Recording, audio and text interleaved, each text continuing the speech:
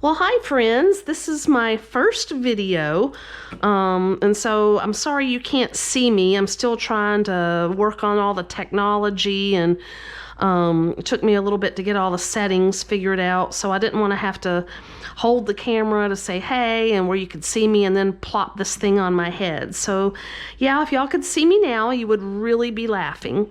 But today I'm gonna make, I got this beautiful asparagus, I don't know if you can see it there, at Costco, and that's just a small part of it.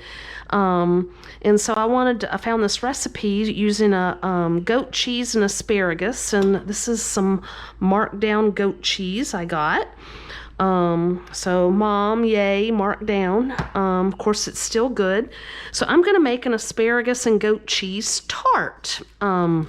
So to do that, you can probably see here on my little flexible cutting mat, which I love, they're so easy to clean, that I've got a piece of thawed puff pastry. Oh, let me show you that. If you don't know, so you're gonna get to see my freezer. This is what I get, Pepperidge Farm puff pastry sheet. So you get two, so I'm only using one of these. So the other one I put back in the freezer. And so this is an America's Test Kitchen recipe. It's the first time I've made it. But like I said, this is thawed, so I'm unfolding it, and you want to be careful. Oh boy, I think I let it thaw too much, but we're just gonna plop this onto that baking sheet there. That's a half sheet baking sheet, or you could use a cookie sheet or whatever. And I've got parchment paper on it. So see, that's all I do, just plop it on there.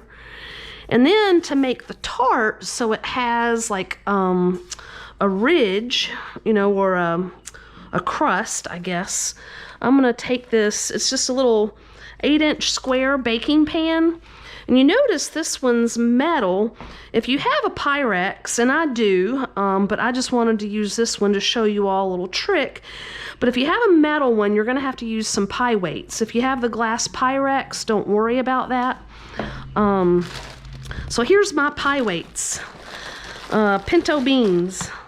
But I know it's hard to read what I wrote on that bag. I just keep these and use them over and over and over. And I've actually heard that people that use beans for pie weights, you can actually cook them. So I know with the COVID and pandemic, you know, it's hard to find a lot of things in the grocery. So if you can't find beans and you've got some bean pie weights, you can cook them, and you've got the best baked beans ever. I'm kidding, but I actually have heard you can eat the beans that you've baked, but I just keep these forever and ever. So I am just gonna pour these in that pan just to give it a little bit of weight, like that. See, I don't even need all of them, but oh, and then you want to score this. So this is a super sharp knife I just got. So you just want to go around, see how the edge of the pan, and just score it. You don't want to cut through the dough, so just a really light touch. Use the point of the knife, and over here. So what's going to happen when we put this in the oven, and by the way, I preheated my oven to 400 degrees, is this outer edge is going to really puff up. And of course, what's under the pan is not. And that's going to be the base of our tart, which is asparagus and goat cheese and some green onions that we just went and pulled from our garden. All right, I think that looks good. So as I said, I've preheated my oven.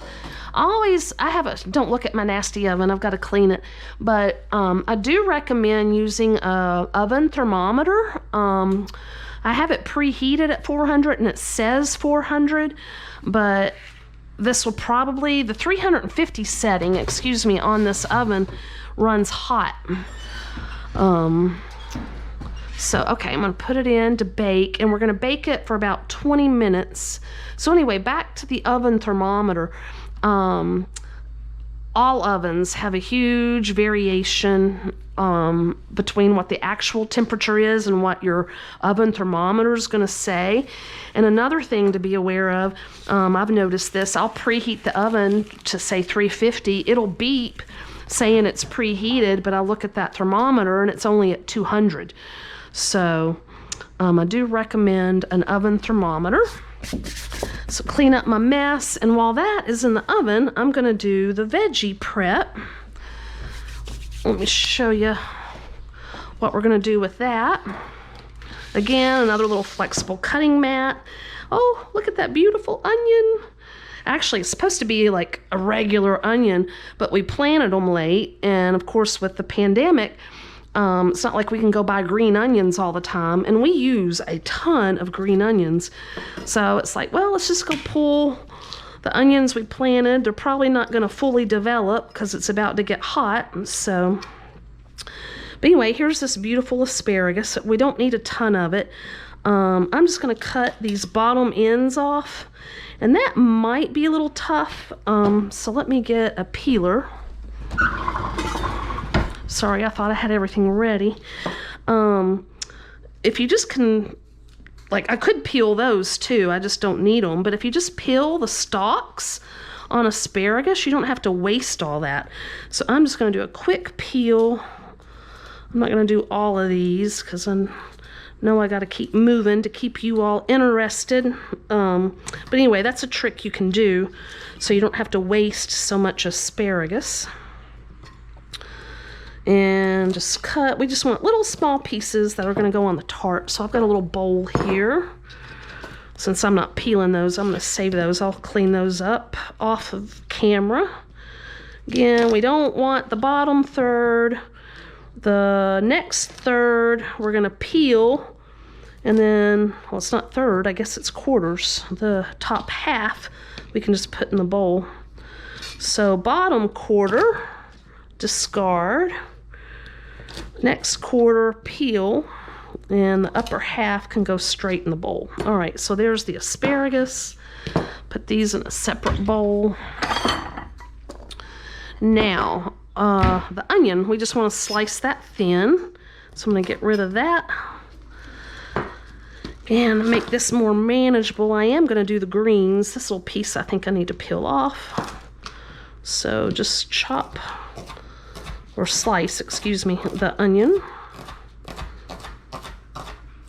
You know, so this tart's almost like a little pizza, I guess, but it's puff pastry. I'm so excited. Oh, Joe's out on the deck. Listen, I'm surprised he's not laughing at me yet. But he just said, I like pizza. And I'm like, oh, but puff pastry. Get another little dish for these onions. And almost done. Bear with me. Can you hear the birds? Should I get Joe to come in and entertain y'all while I finish slicing these? Yeah, my knife skills aren't the best. I should be using a longer knife, a chef's knife. I was just trying to get everything ready and like within arm's reach, and that's not bad. That's enough. So, all right, we got our asparagus, we got the green onions, and then the next thing we're gonna do is make the goat cheese. So basically, after this, this tart is pre-baked, we're gonna spread a goat cheese mixture on top and then top it with the asparagus and the green onions. Oh, look at that goat cheese. Yum. Oh, I might need a spoon to get that out of there.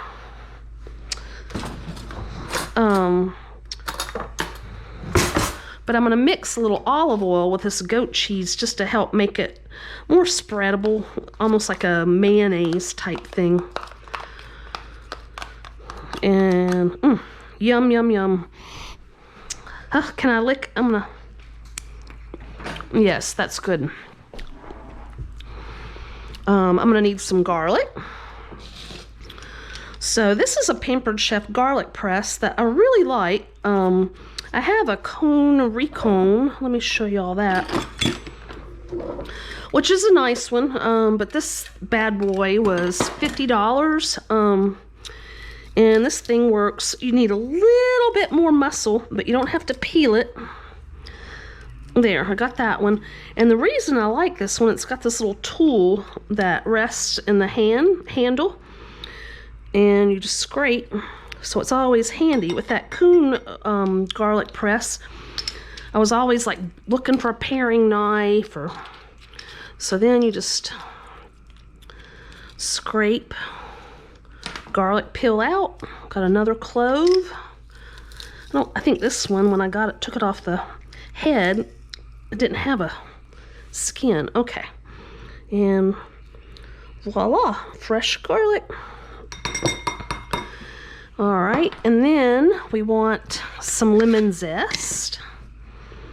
So I've read, always try, if you're zesting fruit, grate it over the bowl that you're preparing something in, because you get a lot of oils when you're grating. And if you put it in a small bowl and then you take that small bowl and dump it in the bigger bowl, you're missing a lot of those oils. So I don't even measure. They say 2 teaspoons, or you kind of get a feel. Like 1 teaspoon of zest, I think, is like 1 lemon. So let me finish zesting this. Almost.